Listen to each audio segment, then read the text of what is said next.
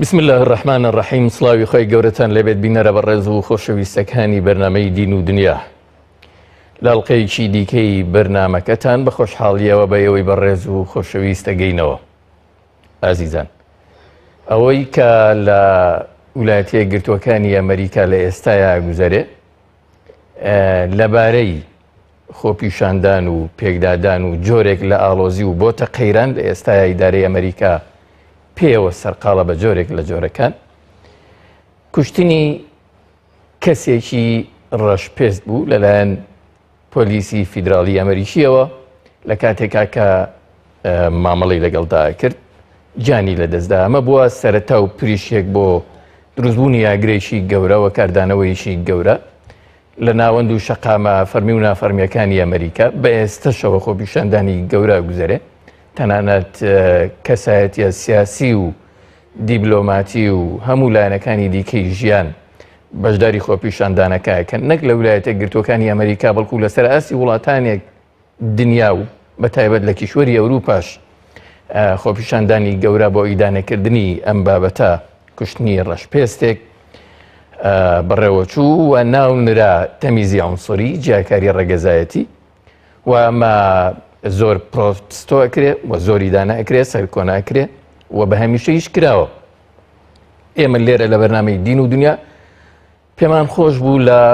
ڕوانگەیەکی ئاینیەوە، ئاینی پیرۆزی ئیسلام، قسە لەسەر چینایەتی جیاکاری ڕێگەزایەتی بکەین، تەمیزی عنسوری، بزانین هەڵوێستی مەبدەیی ئیسلام لەسەر بابەتە چییە و چۆنە، و بە درێژایی مێژوو چۆن مامەڵی لەگەڵدا کراوە، لە دەقە پیرۆزەکانە چۆن هاتووە، ئیسلام دیری چییە لەسەر ئەم بابەتە و لەسەر ڕووداوەکانی ئەم ڕۆژ کە دەگوزەرێ لە ویلایەتە یەکگرتووەکانی ئەمریکا لە کاتێکا کە بانگەشی یەکسانی و مافی مرۆڤ و عەدالەت و ئەو بابەتانەی تیا ئەکرێ و لەوێەوە خیتابە ڕاستەی کۆی جیهان ئەکرێ دەوترێ کە جیهان یان وڵاتانی تر کە مافی مرۆڤی تیا پێشێ لەکرێ و ئەمریکا هەمیشە لەسەر ئەمانە خەڵکان پۆلێنەکە، وڵاتان پۆلێنەکە و مامەڵەیان لەگەڵاکە، تەنانەت ئابلوقەی یابووری و سیاسی و سەربازیشان دەخاتە سەر. بزانین خۆی چۆن و بۆچی، ینی بەم شەوەیە مامەڵە لەگەڵ ڕێگەزە جیاوازەکان دەکا.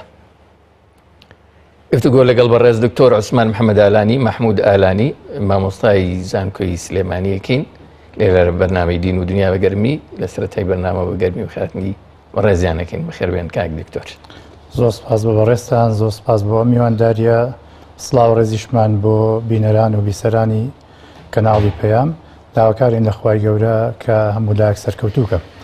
پێشەوەی بچمە سەر هەڵوێستی مەبدەیی ئیسلام لەسەر جیاکاری ڕێگەزی، پێم خۆشەوەی کە لە ویلایەتە یەکگرتووەکانی ئەمریکا گوزەرێ و جەنابەت متابعەت کردووە لە نزیکەوە چییە بیخەیتە ڕوو. بە ناوی خۆی بەخشندەی میهرەبان، درود و سڵاو و گیانی پاکی پێغەمبەری پێشەوای مرۆڤایەتی بۆ شوێن کەوتوان و هەروە دواکەوتوانی تا ڕۆژی دوای. دیارە ئەوەی کە ئێستا دەبدرێت لە مەشهەدی ڕۆژانەی ویلایەتە یەکگرتووەکانی ئەمریکادا، ئەمە ئەگەر بگەڕێنەوە بۆ قۆناغەکانی ڕابردوو، زیاتر بۆمان دەردەکەوێت ئەمە لەکوێ و دروست بووە و هۆکارەکانی. بەڕاستی ئەمە کارێکی ئێستانی و ڕووداوێت و کۆتایی پێهاتە بێ، یاخو با بڵێن ڕووداوێکە و ئەمڕۆ ڕوودەدات و تەواو دەبێت، بەڵکو ئەمە ڕیشەیەکی مێژووی کۆنی هەیە. کاتێک بە دوای ڕیشە مێژووەکەی دەگەڕێن، هەر خۆی دروستبوونی ئەمریکا وەکو وڵاتێک لەو ڕۆژانەی کە دروست بووە و هۆکاری پێکهێنان دروستبوونی و پێکهێنەرەکانی کێبوون و کێبوون قوربانی دروستبوونی ئەو وڵاتە و چۆنی دروست بوون، ئەوانە وردە بەرچاوڕۆشتیمان زیاتر دەهاتێ دەربارەی ئەم ڕووداوانی کە ئەمڕۆ دروست بێ. ئێمە کاتێکە لە سەرەتای دروستبوونی ئەمریکادا، ئەمریکا وڵاتێکە چەندین ڕەگەز و چەندین نەتەوە و چەندین زمان و چەندین بۆچوون و بیر و باوەڕ و هەمووی دەخۆ گرتووە. بەشێ لە هۆکارەکانیشی ئەوەیە کە لە دروستبوونێکی سادەی ئەتیادی وڵاتەکانی تردا بەو شێ لەدایک نەبووە، بەڵکو بەشێک لە پێکەنەرەکانی ئەو بەندە ڕەشپێستانە بوون کە لە قارەی ئەفریقیاوە کاتی خۆی دەهێنران و دەفرۆشان و مامەڵیان پێ دەکرا و ئیشە قورسەکانیان پێ جێبەجێ دەکردن وردە بەشێک لە پێک هاتەی ئەمریکی ئێستا ئەم بڵێن بەناو ڕەشپێستانە نەوانی کە ڕەشپێستن لە نەوەکانی ئەو با بڵێن بەندانە بوون کە کاتی خۆی لە جنوبی وڵاتیانە وەکو هەرا وڵاتێکی ئەمریکی حسابیان بۆ کرا یان چۆن مامەڵەیان لێگرا یان وەکو با بڵێن عەبدێک بەدڵنیاییەوە لە سەرەتادا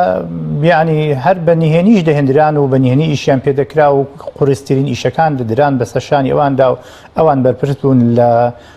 جێبەجێکردنی کارە قورسەکان بەڵام وردە بە پێشکەوتنی کات و هەروەها بە داواکارەکانی خۆیان و کەمێ لەو بارە قورسەی سەرشانیان وردەوەدە هێواش بوانێ و کەم بووە بەڵام ئێستا ئەمەگە ببینین با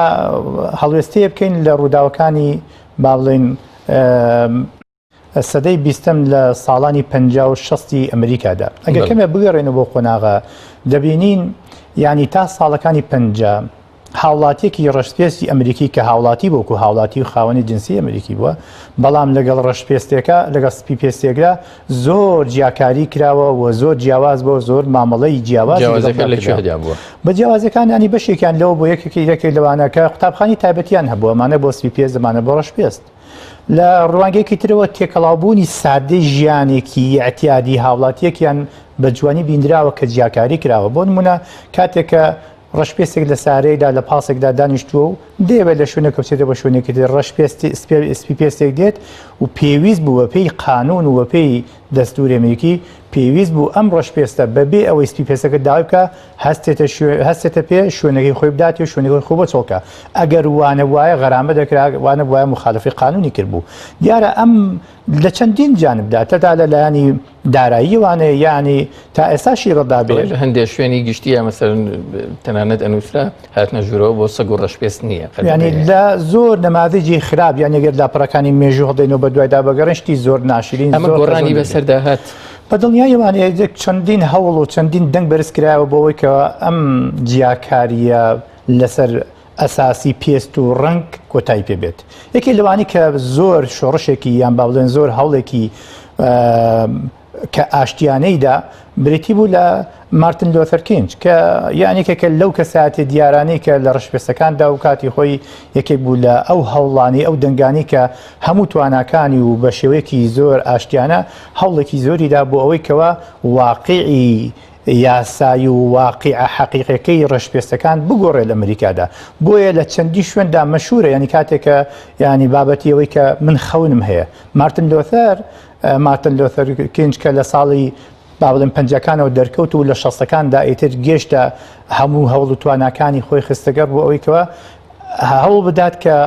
ئەم بارەگرانی سەرشانی جیاکاریەی لەسەر ئەساسی پێست دەکرێت لە نێوان هاوڵاتە ئەمریکادا کەم بکاتەوە بۆیە چەندین خۆپیشاندانی سەدەها چەندین وتاری بەناوبانگی هەیە کە لەو دەربارەیەدا داوای ئەوەیە کرد کە یەکسانی بێت لە دەی حولم ینی بە هۆینەکەی من خەونم هەیە خەونەکانی بریتی لەوەی کەوە هاوڵاتێکی ڕەشپێت لەگەڵ هاوڵاتیەکەیان بەدی هەت بەشێکی وردە بەپێی زەمن گۆڕانکاری بەسەر دەهات بەڵام تا ئێستا بە دڵنیاییەوە نەخێر تا ئێستاش لەگەڵدا بێ زۆر با بڵێن جانب هەیە زۆر جوانب هەیە هێشتا ماوێتی بەڵام بەئەکید گۆڕانکاری بۆچی ئەوان نەیانتوانیوە مەسەلەن یان با بڵێن ویلایەتە یەکگرتووەکانی نەیتوانیوە جەزریجەن ئەمە ڕیشە کێش بکایانی بە تەواوی یان ئەو خەونە بۆ ئەو خەڵکانە کاوانیش مرۆڤن دوجار وەکو هەر ئینسانێکی تر تەنها ڕەنگیان جیاوازە باشە تەنها ئەرخیان جیاوازە بۆچی نەیانتوانی خەونی ئەوانە بەدی بهێنن لە واقعیدا بۆچی نەیانتوانیوە ئەمە ئەم حەق و مافانە لە زۆر شوێنی تریشدا بە شێوە لە شێوەکان ئەم جیاکاریە جا هەر یەکە بە شێوازە یەک لەسەر ئەساسی پێست و ڕەنگە یەکە لەسەر ئەساسی بنەچەیە لە هەندێک شوێندا لە ئەساسی ئاینە لە هەندێک شوێن لەسەر ئەساسی زمان و قەومیەت و ئەم بابەتانەی ئەمانە کەم و زۆر لە مێژوودا بەرچاو کردووە بەگەڕێن بۆ ئەمریکا بۆچی نەیتوانیوە دیارە بیانی ئەگەر هەر کاتێ حەق و مافێک داوا نەکرێت هەوڵی بۆ نەدرێ وەکو پێویست نادرێ لە لایەکی تریشوانێ هەر خۆیان تا ئێستاشی گەڵدا بێ ئەمریکا خۆی نایەوێت ئەوەی ئێستا لە ویلایەتە یەکگرتووەکانی ئەمریکا بەڵگەی لەسەرەوەی کە هێشتا ماوەڕیشەکەش لە کاتێکە ئەمریکا بانگەشە بکا کە ئەوان لانکی دیموکراتیەت و مافی مرۆڤ و یەکسانی و تا چەند ئەمە لەگەڵەوەیە دێتەوە ئەم دوو مەشهەتە زۆر جیاوازن بە دڵنیاییوانێ ئیدعا و با بڵێن بۆی کەوا من بەم شێوازم لەگەڵ ئەرضی واقع و لەگەڵ حەقیقەتی ئەوەی کە جێبەجێ بێ زۆر جیاوازی هەیە. ئەمریکا هۆکارەکانی بە کۆمەڵێک بریتی لەوەی کە ئێستاش گەڵدا بێ نزیکترین دەدوانەکانی سەرۆکی ئەمریکا ترامپ ئەوەیە کەواڵێ بێمە هێزێکی پۆلیسی بەهێزمان هەبێت. ئەبێ هێزێکی پۆلیسی بەهێزمان هەبێت دەبێ هێزێکمان هەبێت و تازەترین دەیدوانێکی تری داوە بوو کەەوە یەکێ لە شارەکانی کاتێک خوپنشانداران بە شوێ لە شەوەکان کەوتە ژێدەساتیانیان بە شێوە شەوەکان لەژی کۆنتترۆلی خوان بوو تەدیدی وەی کرد کە فلانە شاری ئەمریکا لەلایەن تۆریستانی ناوخۆوە ئێستا بەدەست بەسەر کراوە و بەشێک نییە لە شارەکانی ئەمریکا خۆیان ئاوا مامەڵە دەکەن و ئاماجەکەن ئەگەر هەندێک بگەڕێنەوە بۆ دواتر باسی هەندێک جیاکاری ترکن تا ئێستاشی ڕدا بێم جیاکارێ لە ڕووی دارایی و مادیەوە لە ڕووی مڵکداریەوە لە ئەمریکادا بەدی دەکرێت. نزیکترین حسایەتی تازە ئەوەیە لە هەموو سپی پێستێک یەکێکیان خاوەنی خانوویەکە شۆقەیەەکە وەرحاڵ مڵکیشی هەیە بەڵام لە بەرامبەردا لە هەموو دەڕەش پێستێک یەکێکیان خاوەنی مڵکێکە شوقەیەکە شێوازەکە تا ئەساشی گەڵدا بێت یان ئەگەر بە وردی ئەمریکا گوزەرەیە ئێستا لە ویلایەتە یەکگرتووەکانی ئەمریکا تەنها ڕووداوێک نییە ڕوویدابێت بە دڵنیاییەوە نەخێشێک لە یاسا و لە واقعی ئەمریکا گوزەرەکە بێگومان لاشەک بریتە لەوەی کەوا ئەمە لە دوای ئەو هەموو کاردانەوە ئەو کارانێکی کراوە ئەمە کاردانەوەی بەرامبەر ئەو هەموو زوڵم و زۆرەی ئەو هەموو جیاکاری ئەو هەموو عنسری کە ئەمریکا بە ئێستا شەوی یانی ئێستاچی لەگەڵدا بێت تەدەخل دەستێوەردان لە وڵاتانی ڕۆژهەڵاتی ناوینەکە لە وڵاتانی دەسەڵاتی دوورەکە با بڵێن بەوەی کە مافی مرۆڤی تیا پێشێ لەکرێ بەوەی کە نادادگەری هەیە بەوەی کە دیموکراتیت پێڕۆ ناکە ئەمە مەسەلەن وەکو کوردە لێبانێکە و دوو هەوایە ینی بەواقع ئەمە بەپێی ئەو مووقیع عسکەری و هێز و با بڵێن دەسەڵاتە گشتی کە ئەمریکا ئێستا لە واقعی ئێستاداهێتی بۆ ئامانجە سیاسەکانی خۆی ئەوانە کەم و زۆر بەکاردێنێ بەزێمە بیرمان نەچێت تا ئێستا شێگەڵ دەبێم ئەتوانی بڵێن چەندین بڵێن 100,000 زیاتریش خەڵقانێکی زۆر هەیە کە ئێستا لە ئەمریکادا توانای ئەویان نییە کە لە شوقەیەکی بەسیتی سادەدا بژین زۆربیان لە شەقامەکان زۆربیان لە ناو سیارەکانیان زۆربیان لە ناو پارکەکاندا ژیانێکی سادی ئەتیادی بەڕێ دەکات هەروەکو مرۆڤێک لەو لاشەوەی مەدەزانین کە ئەمریکا چۆن ئیدعای مرۆڤاتی و ئینسانیەتی زۆر دکتۆر ئێمە ئەم بابەتە قۆزینەوە بۆی ئەوەی مەبەسمانە لە بەرنامەی دین و دنیا زۆر بە قوڵی باسی لێوە بکەین ئەویش هەڵوێستی مەبدەیی ئیسلامە لەسەر جیاکاری ڕەگەزی هەڵوێستی ئیسلام چییە لەسەر ئەمە؟ بە دڵنیاییەوە جیاکاری ڕەگەزی ڕیشێکی زۆر کۆنی مێژووی هەیە کاتێک کە ئێمە بەم ڕیشە مێژوویە دەڕۆینەوە دەبینین لە پێش ئیسلامیشدا ئەم نەخۆشیە وجودی هەبووە ئەم ئافەیە ئەم مامەڵەکردنە جیاکاریە وجودی هەبووە لە ناو مجتەمەعاتدا ئەگەر سەیریکەین ینی بەشێکی زۆری دابەشبوونی دانیشتوان یان باڵێن دابشکردنی پلەکانی مرۆڤاتی لە ناو مجتەمەعاتی پێش ئیسلامیشدامانە وجودی هەبووە تا ئەساشی لەگەڵدا بێ ینی لە ناو هەندێک باڵێن لە ناو کۆمەڵە خەڵخانی کە ئەدەژین لە چواردەوری خۆشمان ئێستاش مرۆڤەکان پلەبەند کراون جاری وایە تا 6 پلە دەڕوا مرۆڤی پلەیەک 2 3 ئێستا جۆرێک لە مۆدرنی وەرگرتووە ینی بەندایەتی مۆدرنە هەیە بەڵێ چارەسەر کراوە شێوە لە شێوەکان بەڵام هەروەجی دواوە بە گومبێ گومان ئەگەر سەیری ڕێشەیەەکەی بکەین بۆ پێش ئیسلامیش بەڵێ کاتێک کە ئیسلام دێت وەکو پەیامێکی کۆتایی و پەیامێکی خوایی بۆ سەرجەم مرۆڤەکان بۆ هەموو کات و ساتەکان بۆ هەموو شوێنەکان بە دڵنیاییەوە ڕووناچی خستۆتە سەر کۆمەڵێک کێشەی کە لەو کاتەدا هەبووە یاخود لە داهاتوودا ڕەنگە ڕوو بدات ئەویش لە ڕێگەی فرمودەکانی پێغەمبەر صلی الله علیه و سلم بۆ خاڵی دنیا کاتی ئیسلام دێ ببوورە ینی نیوە دورگەی عەرەبی پڕ دەبێت لە کۆیلە ینی هەمیشە مەسەلەن بەشێک لە کۆمەلگا عەبدی بەشێکی دیکەی بووە هەژارەکان عەبدی دەوڵەمەندەکان بوون ڕەشپێستەکان عەبدی سپی پێستەکان بوون ئیسلام قسەی چی بوو لەسەر ئەمە؟ دەربارەی بەنداتی بە دڵنیاییەوە لە پێش ئیسلامدا بەنداتی بازاری تایبەتی خۆی هەبووە بەشێک بووە لە سیلعەیەکی بازرگانی بەهێز و گرنگ لە هەمان کاتێکدا بۆ هەندێک مەجالاتی تریش هەر بەکارهێنراون کاتێک کە ئیسلام لەگەڵ ئەم واقعەدا بەرامبەر دەبێت پێویستی بۆیە کە چارەسەری بکات چارەسەرەکانی لە ناو با بڵێن شریعەتی ئیسلامیدا بەگشتی و لە ناو وردەکاری فقهی ئیسلامیدا زۆر بە جوانی دەبینین با بێنوانە سەرەتا قورئانی پیرۆز وەکو سەرچاوەی یەکەمی شریعەتی ئیسلامی چۆن ئەم بابەتی باس کردو و چۆن تەرحی کردو و چۆنیش هەنگاوی چارەسەری بۆ ناوە لە چەندی شوێنی قورئانی پیرۆزدا خوای گەورە بە عیبارەتێکی ڕوونی ئاشکرا کە ئاراسی هەموو مرۆڤەکانی دەکا خیتابی یا ئەیوهە الناس ئاراسی ئەوانە دەکات کە حەقیقەتی مرۆڤایەتیان بۆی پێنیشان دەداتوانێ و هەمومان دەخاتە سەر شارڕێگایە کە خۆمان بناسین مرۆڤەکان یا ئەیوهە الناس و ئینا خەلەقناکم من ذەکەر و ئونثا ڕیشەی مرۆڤایەتی خوای گەورە دەگەڕێنتوانێ بۆ نێرێک و مێک کە بریتیە لە ئادەم باوە گەورەی مرۆڤایەتی درود و سڵاوی خوای گەورە سەر بێ و هەروەها دایە گەورەی هەموو مرۆڤایەتی کە خات و حەوایە ئەمە دەمانژێڕێتەوە بۆی کەەوە ئێمە لە ئێستادا چۆن مامەڵە لەگەڵێتی دەکەین بەڵام لە واقعدا ئێمە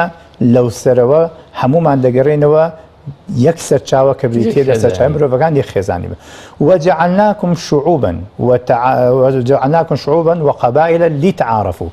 ئەنجام مەبدەئی خۆی دەسەلمێنێ قورئانی پیرۆز چۆن مامەڵە لەگەڵ ئەم بیلاندەکە ئین ئەکرەمەکم عند الله ئەتقاکم بەڕاستی باشترین لای خوای گەورە ئەوەیە کەوا لە خواترسە پێوەری لە خواترسین پێویستی بە هەڵوێستە هەیە بۆچی خوای گەورە لەناو پێوەرەکاندا پێوەری لە خواترسانی کردووە بە پلە باڵایی و هەروەها پێویستی بۆ کردووە کەوا ئێمە لەوە فێر ببین ئێمەش مامەڵە لەگەڵەوەدا بکەین سەرەتا بابزانین بابەتی تەخوا بابەتی لە خواترسان شتێکی کەسبیە بەو معنای لە توانای هەموو مرۆڤێکدا هەیە لە توانای تۆدا هەیە لە توانای مندا هەیە لە توانای کەسەکانی ترە هەمووی بەبێ جیاکاری توانای لە خواترسان و خۆپاراستن و هەروەها عیبادەتکردن لە توانای هەر هەموماندا هەیە شتێکە بەدەست خۆمانە کەواتە نەیبەستێتەوە بە شتێک کە لە دەرەوەی ئیرادی ئێمە بێت ئەمە یەک دوو پاشان ئەی بۆ خواترسین چونکە غەیری ئەو خاڵەش دووهەمینیان ئێمە لە ژێر سێبری لە خواترسان خەڵقەکانی تریش سوود وەردەگرن خەڵکانی تریش ئەحەسێنەوە سوود بە خەڵقانی تریش دەگەێنین بۆ ئێمە لە ڕووی تەقسیماتی حقوقەوە کاتێکە لە ناو بڵێن لە فقی ئیسلامیدا لە فکری ئیسلامیدا باسی دەکرێت حەق دوو جۆر حەقمان هەیە حەقێکمان هەیە پێوتی حەقی مرۆڤەکان حقوق الآدمین حەقێکمان هەیە پێوتی حقوق الله خوای گەورە بۆ معنای حقوق الله یانی سوودەکەی دەگەڕێتەوە بۆ گشتی لە ناو ئانەدا عیبادەت بەشێکە یەکێکە لە پێکهێنەرەکانی حەق الله بەشێکە لە تەواوکەرەکانی بەشێکە لە ئەجزاکانی حقوق الله ئەمە تەنها مافوو حەقی خۆیە مەسەلەن کە بەم جۆرە مامەڵە لەگەڵ مرۆڤەکانی ترا بکا بەوەی کە کێ بەندایەتی زیاترەوە بەڕێزترە یان مافی هەر کەسێکیشە مەسەلەن ئەم پۆلێنکاریە بکە ئێمە ئەبێ لە ڕاستیدا خوای گەورە پێوەری خوای گەورە لای خوای گەورە ئەمە بریتێ بۆ ئەوە بەڵام ئەی لە ناو مرۆڤەکاندا ئێمە پێویستمان بەوە هەیە لێرەشدا وردەکاری بکەین بەڵێ لە هەندێک شوێندا تەقوای خوای پێوەرەکە بێت بۆیە لە هەندێک شوێندا پێویستی بەوە هەیە بەڵام لە هەموو شوێنەکاندا بەو معنای کە کەسێکی غیرە متەقی ئیتر نابێ مامەڵی لەگەڵدا بکرێ نابێ بە چاوکی سێ بکرێ ئەوە لە واقعدا ئەوە تێگەشتێکی هەڵەیە ئەمە تەعمیم بکەین گشتاندنی بۆ بکەین بڵێن لە ناو خەڵقیدا لە ناو خەڵکاندا کەسەکاندا ئەبێ ئێمە پێوەرە خوایەکە کە بریتوێ لە تەقوا ئەوەش دیسانەوە بە هەمان شێوە لە کاتی خۆیدا جێبەجێ بکەین و مارەسە بکەین بۆ چونکە لەوانەیە کەسانێک هەبێت مەرجەکانی ئەو شوێنەی تێدا هەبێت ئەو پێداویستیانی تێدا هەبێت بەڵام تەقوای خۆی تێدا نیە بەڵام ئەمە زیان لە ئەم مەجالەکردن ناگەنێت بە ئەندازەیە بەشێوەکان با بنوانی لە ڕاستیدا هەڵەیەکی کۆمەلگا هەیە ئەگەر ئاماژێکی بۆکەین بریتێ لەوەی کەوە کاتێک لەگەڵ خەڵقیدا دوێیت کاتێکە قسەگەڵ خەڵقیدا دەکەی بانی بیری دەخەیتەوە کە عیبادەت و لە خواترسان و عیبادەتەکان بە شێوەیەکی گشتی و بمعنە خاصەکەشی جێبەجێ بکەیت ئەم قسەی لە ناو عرف و عادەتی مجتمعی ئێمەدا هەیە کە بریتێ پێمان دەڵێ کاکە تۆ پەیوەندی چییە خۆ تۆ نایتە قەبرینەوە هەر کەس چێتە قەبری کەسەوە لە ڕاستیدا ئەم قسەیە بەشێکی ڕاستە بەڵێ من ئەچمە قەبری تایبەتی خۆمەوە فڵانیش دێتە قەبری تایبەتی خۆی بەڵام لە واقعیدا ئێمە سوود لە عیبادەت یەکتری وەردەگرین چونکە عیبادەتەکان تەنها کۆمەڵی حرەکاتێک نییە لە لاشی خۆماندا کۆتای پێ بێ بەڵکو پەیوەند سوودەکانی دەگەێتەوە بۆ بەرامبەر کاتێکەوە عیبادەت وا لە ئینسان دەکات کە دەست و دەم و و ئەندامەکانی و لە فکری و لە هەموو شتەکانیدا زیان بە مقابل ناگەێنێت بەڕاستی مەسوودی پێگەیاند. دکتۆر با بڵین هەندێک کات مەسەرەن جیاکاری ڕێگەزی زۆر ور دەکرێتەوە یان ور دەبێتەوە بێ زۆر وریای بیمامەڕی لەگەڵا بکەیت بۆ نمونە مەسەرەن لای جوولەکەکان شعب الله المختار هەیە ئایا لە ئیسلامیش ئەمە هەیە؟ طبعا بابەتی با بڵێن لە ناو شریعەتی یەهودیەت یان لە ناو شریعەتی جوولەکان ئەوەی کە ممارەسە دەکرێت نەک تەنها بەس شعب الله مختار هەبێ بەڵکو لە ناو وردەکاریدا کۆمەڵە شت هەیە ئینسان بەڕاستی ینی سەری سوور دەمێنێت چۆن ئەمە ئەبێ ڕەبتێک و یان باڵێن پەیوەندیەکی بە پەیامێکی خواییەوە بێ کاتێک ئەمە ممارەسە دەکرێت لە ناو جوولەکاندا باسی لەو دەکرێت سەرۆت و سامانی یەکتری کەسێک کە دوو جوولەکان سەرۆت و سامانی یەکتری بە ناحەق زوڵم و حرامە و قەدەغەکراوە و نابێ بکرێت بەڵام کاتێک کە جوولەکە لەگەڵ کەسێکی تێدا ئەم مافی کەسێک و سەرۆت و سامان کەسێک بەردەست حەڵاڵە دەرگای لەسەر بۆ پشکراوە ئێستا لە فەڵەستین زۆرێک لەو بابەتانە و زۆرێک لەوانەیە هەتا نەک هەتەنها لە جانبی مالیەکەی بەڵکو لە دان بە دەرونیەکەی هەتا سەر بکێشە بۆ کوشتنی هەتا بۆ ناموسی هەتا بۆ نیشتیمانی هەتا بۆ ئەو بابەتانە ئەمانە ینی جیاکاری با بڵێنەوەی کە سەرچاوی گرت بێت لە جوولەکەوە هەتا ینی UN بەو ینی لەو هەمووی کە ئەو زەخت و زۆرەی کە لەسەر کراوە لە ساڵی 1975 کۆمەڵێ مەواد لە نزیکەی لە 11 مادەی قانونیدا تەرحەکات کە جوولەکە پێویستی بەوەیە ئەمە جیاکاری عنسوریە کە جوولەکە دێکا و ئەبێ چارەسەر بکرێ بەڵام دیارە لە دواییدا وڵاتە زلهێزەکان و دەسەڵاتدارەکان ئەوەشیان وردەوە دەکەم کردەوەیان با بڵێن ژێر یان خست و نیان خست بۆی کە بەرچاو نەکرێت. بڵێ ینی ئیسلام ئەمە ڕەدەکاتەوە مەبدەئیەن لەگەڵ ئەمەیان نییە مەسەرەن تۆ بێگەلێک بە ناوی ئیسلامەوە ینی بۆن بوونە بڵێ ئێمە موسڵمانای فەزلی هەیە بەسەر هەموو گەلانی دنیاە ئەمە مەبدەئیەن لای ئێمە وەکو پێوەری ئەمە لە ناو نوسوسەکانی قورئانی پیرۆز هەمانە و ئێمە کە فرمودەکان کە سەرچاوەی هەموو شریعەتی ئیسلامی ئێمن بە هیچ شێوەیەک نەسێکی وا بەرچاو ناکەوێت کە لەسەر ئەم مەبدەئە شتی گەڵاڵە کردبێت و وەشتی بیناکرابێت بەڵکو بە پێچەوانەکەەوە هەموو جارێ بیری مرۆڤەکان دەکاتەوە یا ئەیوهە الناس و لە سەرەتای سوورەتی نیسادا یەکەم من ئاياتی یا ئەیوهە الناس يا أيها الناس اتقوا الله الذي خلقكم من نفس واحدة وخلق منها زوجها وبث منهما رجالا كثيرا ونساء واتقوا الله الذي تساءلون به والأرحام تاكد آياتكان أو مبدأ دسمين إن أكرمكم عند الله أتقاكم ولقد كرمنا بني آدم ليرد همو خطابة كان خطاب بو همو أراسيم روفاتي بلام بیرمانەچێ لەوانەیە لە فتر زەمەنیەکدا لەوانەیە لە وجهە نەظەرێکدا لە بۆچوونێکدا لە مامەڵەیەکی ئیجتیهادێکی شەخسی سوڵتەیەکدا دەسەڵاتیدا مرحلەیەکدا ئەمە کرابێت جاری وایە وەکو ڕەتفیە لە کراوە یان جاروە لە نەزانینە بەڵام ئێمە گەبا بگەینەوەنێ بۆ سەدەمی پێغەمبەر صلی الله عليه وسلم لە سەدەمی پێغەمبەردا صلی الله عليه وسلم ئەم بابەتی ڕەگەزیەی لە پێش ئیسلامدا هەبوو خەڵقی پێوی ڕاهاتە بوو هێشتا وەکو پێویست باڵێن یاساکانی ئیسلام شارەزانە بوو هەندێک جار ئەم مامەڵێ دەکرا بەڵام لە خێرایی و لە کاتی خۆیدا زۆر بە حەسمی و زۆر بە کۆتبانی بە قەتعی پێغەمبەر سەلام خواستە بێت دەرگای لەسەر ئەم بابەتەدا نمونەیەکمان هەیە مەسەرەن باریز بێ و دیار بێ ئاماژەی پێ بکەین بڵین ئەمە مەسەرەن نمونەیە کە پێغەمبەر عەلەیهی سەڵات وەسەلام یا یەکێک لە یارانی مەسەرەن لە سەردەمی خولەفایە ئەنجامی دابێ و زۆر بەڕوونی جیاکاری ڕێگەزایەتی ڕەت کرد بێتەوە یان وەکو نمونە نەک نمونەیەک نەک دوان نەکسیان بگەڕێ بە دوایدا چەندین نمونەمان هەیە بەڵام بەخیر بەرنامەکەەوە پێویست دەکات کائین بێت پێغەمبەر صلی الله عليه وسلم کاتێکە لە ئەو ساڵێک کە حەجی پیرۆزی تێدا دەکات و پێدەوتێ ساڵی باڵە حەجەت الوەداع لە زۆرترین سەحابەی بەڕێز لە خزمەتی دابوون یەکێک لە خوتبە هەرە مەشهورەکانی مەشهورە بە خوتبەی ساڵی خواحافیزی یان باڵی خوتبەت الوەداع لێرەدا بەڕوونی ئەم بابەتەمان زۆر بە یان یۆکۆڵی لە ئەم جەماوەرە زۆری کە کورد دەڵێ نقطە کاتە سەر بەڵێ لەم جەماوەرە زۆری سەحابە کە سەدەها وەکو باز دەکرێت نزیکەی 100,000 سەحابەیە کەمترە ژمارەکەی زۆرترەکە لە خزمەتتا بوون بەڕوون و بە ئاشکرایی لە یەکێک لە هەرە شوێنە دیارەکانی مەراسیمی حەجدا ئاراسی موسڵمانان دەکات و لە کۆتایی فرمودەکەشدا دەفەرمێ با ئەوانەی کە ئاگادارن بە دوای خۆیان بگەێنن کە یەکێکێ لەوە کە دەفەرمێ لە نسێکی مەشهورە وەکو لە مسندی ئیمام ئەحمەددا هاتووە یا ئەیوهە الناس إن ربكم واحد وإن أباكم واحد ألا لا فضل لعربي على عجمي ولا لعجمي على عربي ولا لأحمر على أسود ولا أسود على أحمر إلا بالتقوى. وفرمودەکە درێژەیەکی باڵێن فرمودەکە ڕستە و تاوکاری تریشی هەیە بەڕوونی ئەمە یەکێکە لەو فرمودە لەو نەسانی کە کۆتایی و بە قەتعی کۆتایی بۆ دێنێ لە ناو ئیسلامدا عنصرێت نییە ئەمە یەک خاڵ. ینی وا هەستەکەی ئوستاز قسەکەشت لەبیر نەچێتەوە ئەم تاریخ پێغەمبەری خۆی عەلەیهی سەڵات وەسەلام لە حەجەتیل وداع تایبەت کرابێ بەوەی ینی جیاکاری ڕێگەزایەتی بن بڕ بکە هەستەکەی ینی جەنابەت ئەڵێ لە چەندین مەقتەعی گەورەیە قسەی جەوهەری هەیە قسەی یەکلاکەرەوە لەم وتارەدا باکۆڵین وتارەکە چەند مەقتەعێک چەند بابەتێکی سربەخۆی لەخۆگر بوو یەکەمینیان مامەڵەی مسلمان یاخود مامەڵەی ئینسان لەگەڵ ئافرەتدا لە ئیسلامدا بەڕوونی لەوێدا ئاماژەی پێ دەکات دەربارەی جیاکاری و عنصریەت و دەمارگیری و جیاکاری لەسەر ئەساسی ئەم بابەتانە بەڕوونی چارەسەر کردو و قەتعی کردو و کۆتایی پێهێناوەتوانێ و مەجمەجەیەک نەماوە پاشان بابزانین یعنی ئەو ڕووداوانەی کە هەیە پێغەمبەر صلی الله علیه وسلم لە ناو سەحابەی بەڕێزدا لەوانەی کە باوەڕیان بە پەیامەکەی هێناوە لە خزمەتی دابوون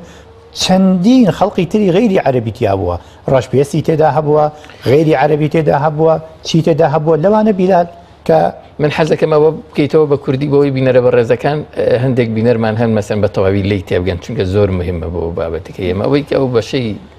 حەجەتیل وداع کە ینی بەڕوونی تێبگەن لە موسنەد ئیمام ئەحمەد ئەم فرموودەیە کە بە ژمارە 23849 هاتووە کە دیارە لە کتێبە فرموودەکانی تریشدا هەر هاتووە کە دەفەرمێ مەقبەشێکە لە فرموودەکە یا ئەیها الناس ئەی خەڵکی پێغەمبەر صلی الله علیه وسلم خیتابەکەی ئاڕاستی هەموو مرۆڤایەتی ئەکات نەکەر ئەو مسلمانانە نەکەر بۆ مسلمان بەڵکو ئەمە خیتابێکە خیتابێکی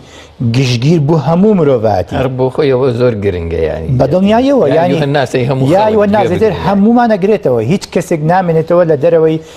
بەز مرۆڤ بێ داخلی ئەم پەیامە بۆ مرۆڤایەتی بەدڵنیایەوە ئەلا ئین ڕەبەکم واحد ئاگادار بن کەوا خوای هەر هەموو مرۆڤەکان یەکێکە کە ئەڵڵایە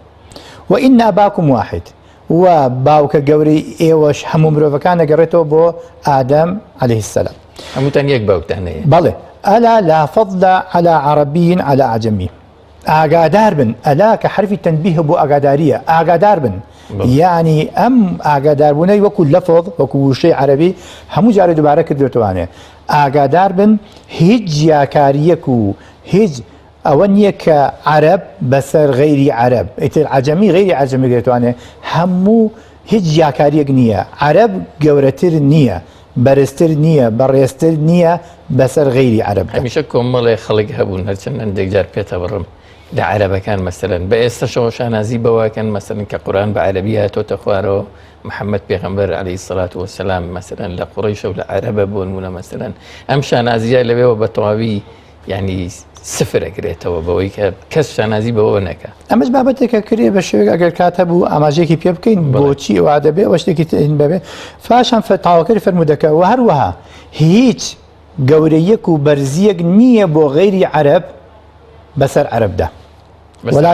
بەڵێ عەرەب گەورەتر نین بەسەر غەیری خۆیان غەیری خۆشیان واتە غەیری عەرەب بەرزتر نییە بەسەر عەرەبدا و هەروە بەسەر ڕەنگەکانەوانێ ئێمە دەبینین ئەم فەرمودی ئەمڕۆ کە ئەنەما ینی بۆ چارەسەری ئەمەی لەبەر چاوداوێ و هەروەها سوور پێست ئەوەی کە پێوتێ سپی پێست ئەوەی کە پێوتێ هەر پێستێکی تری هەیە هەج ڕەنگێکی تری بەشەڕی هەیە بەرزتر نییە بەڕێزتر نییە بەسەر ئەوەی کە ڕەش پێستە یعنی ئەم فەرمودەیە چارەسەرێکی بەڕوونی بۆ ئەم مەقتەعی ئەمڕۆی کە کێشەکانی لەسرە دەکرێت ولا ئەسودە عەلی ئەحمەر و هەروە بە پێچەوانەکەشەوە ئللا بالتەقوە إلا ئەمانەکە هەبێت لە لای خوای گەورە تەنها بریتێ لە تەقوا حەقێکی خوایە حەقی ئینسانەکە نییە بەڵێ ئەمەش باسمان کرد ینی ئەمیش لە سوودی مرۆڤە ئەمیش دیسان هەر لە سوودی مرۆڤە کە ئەم پێوەرەدانرا وەکو لە سەرەتادا باسمان لێو کرد پاشان هیچ دەپرسێت پاشان دوای تاوکەرە ئێمە لە چ ڕۆژێک داین ئێمە لە چ مانگێک داین ئێمە لە چ وڵاتێک و بەلەدێک و شارێک داین سەحابەکانیش جوابی دەدەنەوەی پێغەمبەری خوا ئێمە لە فلانە ڕۆژین کە ڕۆژی حرامە ئێمە لە مانگی حرام داین ئێمە لە شوێنێکین کە بەلەدول حرامە کە شەڕ و کوشتار تێدا حرامە پاشان پێغەمبەر صلی الله علیه وسلم دەفەرمێ فإن الله قد حرم بينكم دماءكم وأموالكم وأعراضكم كحرمة يومكم كاتب بزانن کەواتە بزانن دیارە ئەم پرسیارکردن و ئەم وەڵامدانەوە وەقعێک و کاریگەریەکی زۆری هەیە لەوەی کەوا یعنی ئەم پرسیارانی نەکردایە وەکو چۆن دەڵێ لە بەرامبەر ئامادە دەکات بۆ زیاتر بۆ گەورەکردنی پرسیارە پێما بێ هەر لە وتارەیە لە مەقطعێکی تریا مەسەلەن ئەمە هاتووە فەرمێ كلكم من آدم وآدم من تراب بەڵێ ینی لە چەندین دقیقی تردا ئەو مەقتەعا کە قورئانی پیرۆز ئاماژێکیدا کە فەرمودەکەش بە هەمان شێوە بەڵێ ئەوە ئاماژە پێ دەکا کە ئێوە مرۆڤەکان هەمووتان لە ئادەم و ئادەمیش ئەسڵی دروستبوونەکەی وەکو قورئانی پیرۆز تەواوی پێوەری یەکسانی پێوەرەکانمان لە ئیسلامدا ئەمە میزان و پێوەر و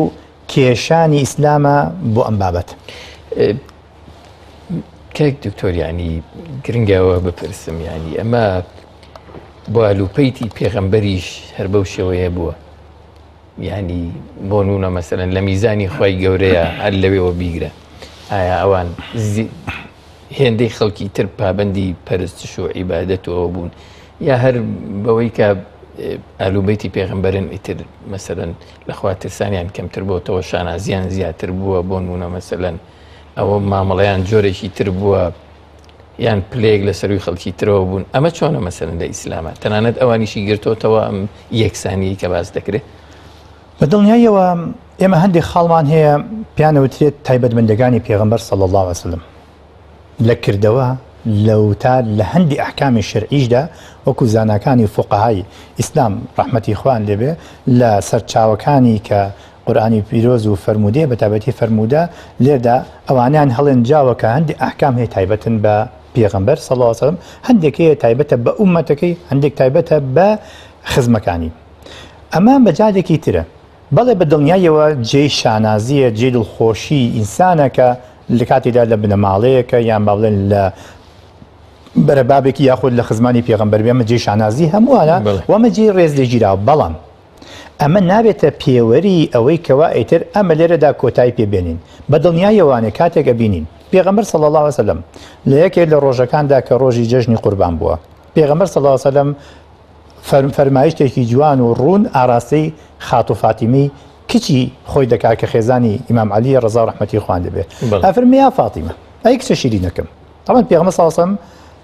وەکو مامەڵەی خێزانی لەگەڵ هاوسەر لەگەڵ مناڵ لەگەڵ کچرا پیاوانەیەکی زۆر نمونەیی قودوە ئاسا بووە کاتێک کە خات و فاتیمە هاتووە زۆرجار پێغەمبەر صلی الله عليه وسلم شوێنەکەی خۆی داوەتێ و لەبەری هەستا و داینیشاندووە وەکو ڕێزێک ئەفەرمێ چی ئەفەرمێ ئەی فاتیمە هەستە بڕۆ بەلای قوربانیەکەتەوە هەستە بڕۆ بەلای قوربانەکەتەوە یعنی خۆت هەستە عیبادەت و قوربانەکەی خۆت جێبەجێ بکە لە فەرمودەیەکی تردا ئەومە ناڕاستاکە ئەی فاتیمە بەوە بڵێ کە من کچی پێغەمبەرم و کۆتایی بەشتەکان دێت و عیبادەت و تەمەڵی تەوەزەلی یان با بڵێن دوور بێ لەوان یان با بڵێن ساردبوونەوە یان با بڵێن پشکردنەوە لەسەرەوەی کە وەڵامدا ئەمە بە دڵنیاوە هیچ شتێکی سوودی نییە دیارە ئێمە لە قورئانی پیرۆزدا خۆی لە مەبدەیەکی تر نابوو دەکا وأن ليس للإنسان إلا ما سعى ئینسان خۆی ذمە کردەوەیەکانی خۆی بەرپرسیاری خۆیەتی خۆی خاوەنی ذیمەکی سەر بەخۆیە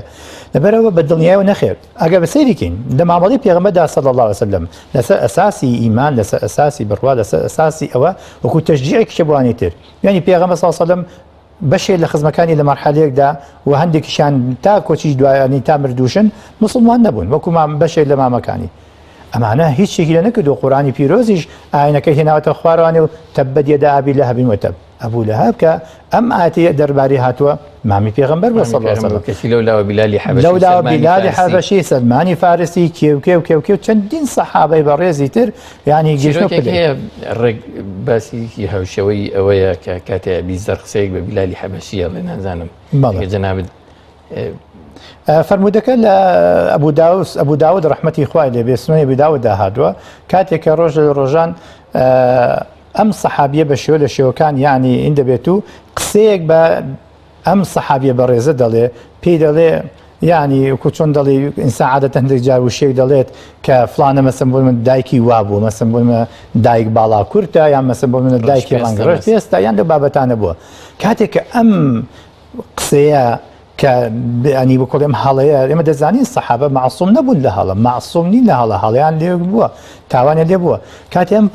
وشەیە دێتەوە بە پێغەمبەر ساس مەگاتوانێ پێغەمبەر ساسم زۆر پێی ناخۆش دەبێ کە کاتێک ئەبوو ذەڕی غەفاری یعنی لەو سەحابە ڕێزانش بووە کە خزمەتێکی زۆری ئیسلام گەیاندووە پێغەمبەر صلی الله علیه و سلم پێ فەرمێ یا ئەبا ذەر ئینەکە امرؤ فیکە جاهلیە ئەبوو ذەر تۆ هێشتا هەندێک خەسڵەتی جاهلی لە ماوە تیاتا ماوە ممارەسەیەکەیت یعنی پێغەمبەر صلی الله علیه و سلم زۆر بە وردی زۆر بە حەکیمی زۆر بە مڕەبیەک و پەروەشکارێکی زۆر ورد لەم فەرمودەکە نافەرمێ خۆت ئەفەرمێ لە خەسڵەتەکاندا ئەمە زۆر گرنگە کە ئێمە کاتێک هەڵەی ڕاز دەکەینەوە شەخسەکە بریندار نەکەین بەڵکو هەڵسوکۆتە ناشینەکەی لە دوورخینەوانێ تۆ هێشتا هەندێک خەسڵەت و هەندێک مامەڵەی پێش ئیسلامت تێدا ماوە ئەنی پێشمانەڵێ بڕوونی هەر مامەڵەیەکی جیاکاری بەشێکن لە جاهلیەت بە دڵنیایی وانێ هیچ پەیوەندێک و ڕەبتێکی بە ئیسلامەوە نییە پاشان لە مواقعی تردا ئێمە کاتێکە ئەگەر سەیریکردن عومەری کوڕی خەتاب ڕەزا ڕەحمەتی خوای دەبێت لە مەرحەلەی ینی خلافەتی خۆیدا ئەو پرسیارە بکەم لە میانەی ینی ئەمە تەنها بانگەشەیە یان لەو کاتانێک کە پێیان دەوترێت دەوڵەتی ئیسلامی و سەردەمی خلافەت و دواتریش بۆ نمونە ئەمە بەجێبەجێکراوی هەبینین ینی لە ئەرزی واقع بە دڵنیاییەوە لە سەردەمی پێغەمبەر صلی الله علیه و سلم نمونەکان زۆر گەشتدار و زۆرن و دەبینرێن لە دوای ئەویش بە هەمان شێوە ئەم قۆناغا هەر بە هەمان شێوە ماوەتوانێ یعنی چەندەها سەدەها نمونەی وامان هەیە کە عومەری کوڕی خەتاب ڕۆژەکاندا لە سەردەمی خۆیدا کە بینێ پیاوێکی وەکوڵێ ینی بە تەمەنی پیاوێکی پیر کە خەریکی سوالکردن و خەریکی ئەوەیەکەوە داو یارمەتی لە خەڵکی کۆ دەکاتەوە بۆ خۆی و ژیانی خۆی بەسەرەوەی نەکا عومەری کوڕی خەتاب دەی دەپرسێ مامە خەریکی چیت بۆ وایت ئەویش دیارە عومەری کوڕی خەتاب ناناسێ کە پێی دەڵێت وەڵام من لەبەرەوەی کابرایەکەم جوولەکەم لە مەدینە دادەنیشم و توانای ئەوەم نییە کە ئیش و کارکەم و لەبەرەوەی جوولەکەشم بە داوای جیزیەم دەیەکرێت و هەروەها ژیانم بێ نابێت عومەری کوڕی خەتاب خۆی بە دەستەکانی خۆی بە وەکۆڵێ بە لاشە و بە هەوڵی خۆی هەوڵی ئەوە دەداکەوە ئیتر ئەمە قۆناغە کۆتایی پێدێت و ئەمانە بە ڕێز سێر بکرێن و ئەبێ ئەمانە بژێویان لە دەوڵەت و لە مستەڵەحی ئەمڕۆماندا لە وەزارەتی دارایی سەردەمدا ئەبێ حسەیەکیان هەبێت و ئەمانە بە کەرامەتەوە بژین بۆیە بە دڵنیاییەوە ئیسلام کەمەکان هەمیشە پارێزراو بوون ینی کاتێک کە سێری مێژوو دەکەین ڕستەی سێر و وەکۆڵێ بەڕاستی ڕستەی سیر دەبینین لەم مەجالەدا بۆ نمونە لەوێک لەو ڕستانی کە خۆی یان یەکێک لە نووسەرەکان کە نیژ نییە مسلمان نییە تۆماس ئەرنۆڵ دەکەی لە کتێبەکانی داتەبەنم کابرا مسلمان نەبوو کەسێک بووە کە نووسەرێک بووە لە الدعوة للإسلامدا جملەیەک نەقڵەکە دەڵێت إن المسيحية نعمت بتسامح ملحوظ في ظل الحكم الإسلامي لم تعرفه منذ قرون طويلة اليوم المسيحية كان لجيانێکی تەسامح و لە ژیانێکی ئەوەنە خۆشدا دەژیان لە ژێر سێبەری دەسەڵاتی ئیسلامی و حکمی ئیسلامیدا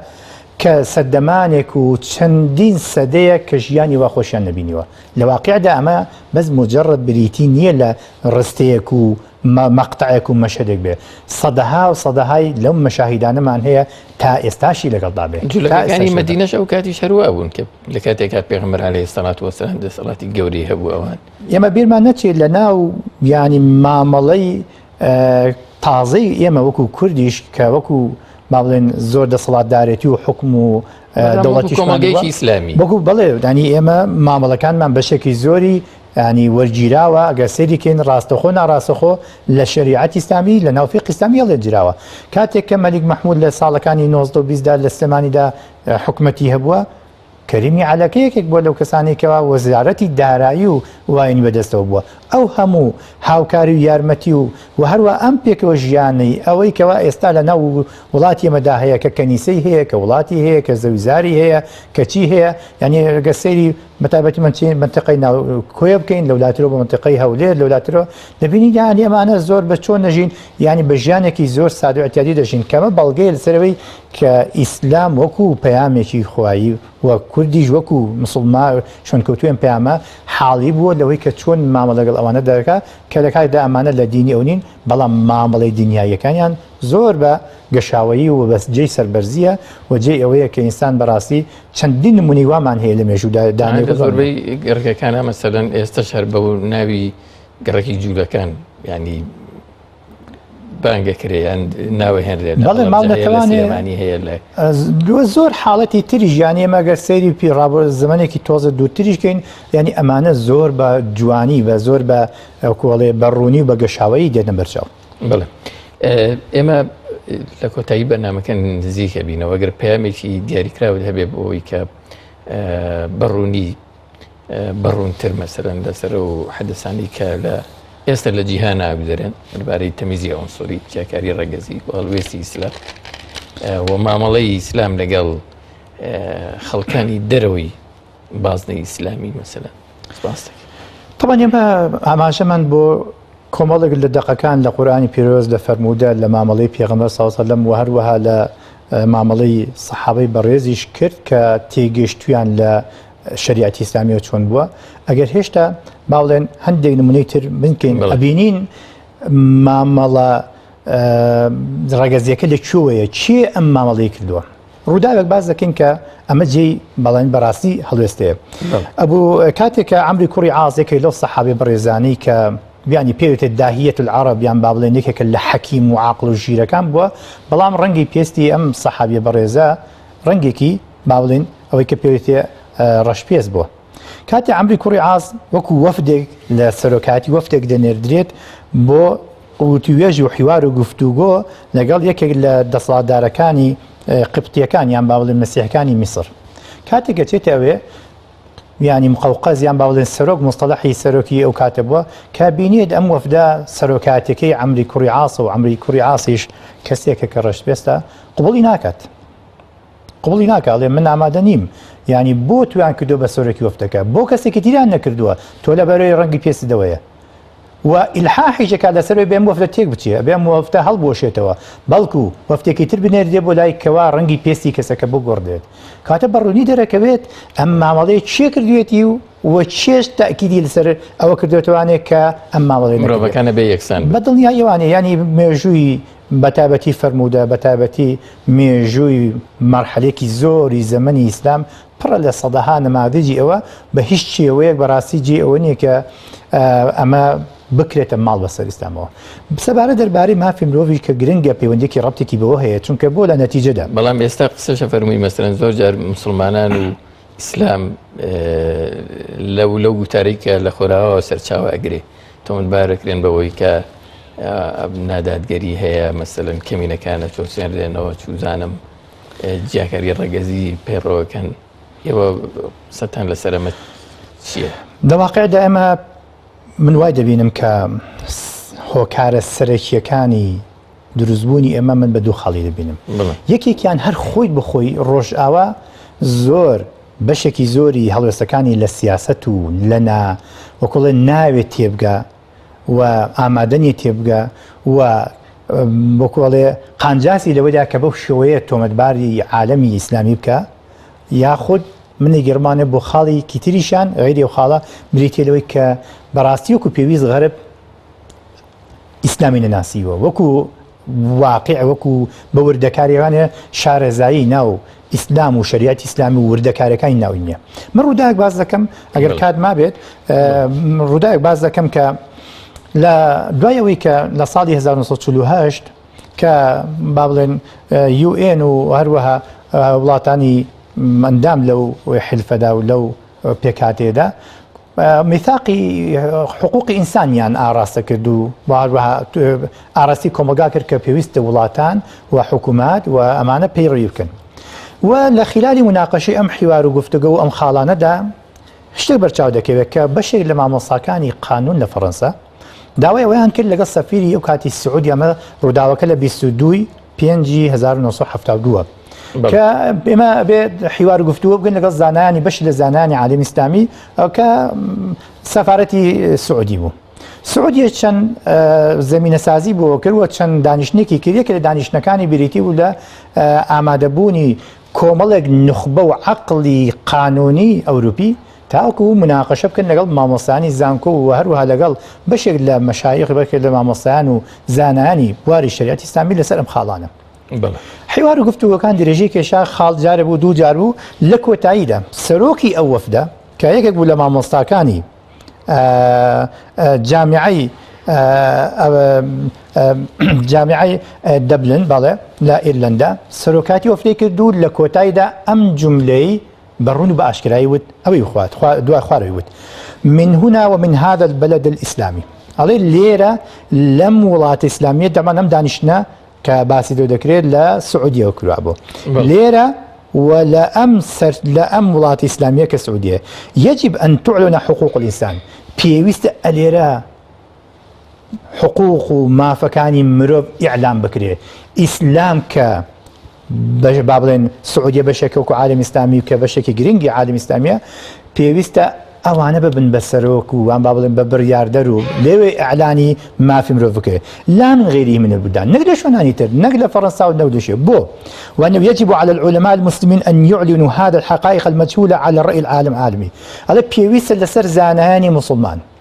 ئەم خاڵە نەزاندرا و ئەم خاڵانی کە عالەمی غەربی ئاگای لێ نییە ئیعلانی کەن ئاشکرای کەن حیوار و گفتوگۆ لەگەڵ زانانی عالەمی ئەوروپی بکەن تاوەکو دەرکەوێت کە ئیسلام چ مافێکی داوە بە مرۆڤایەتی خاوەنی چی هەیە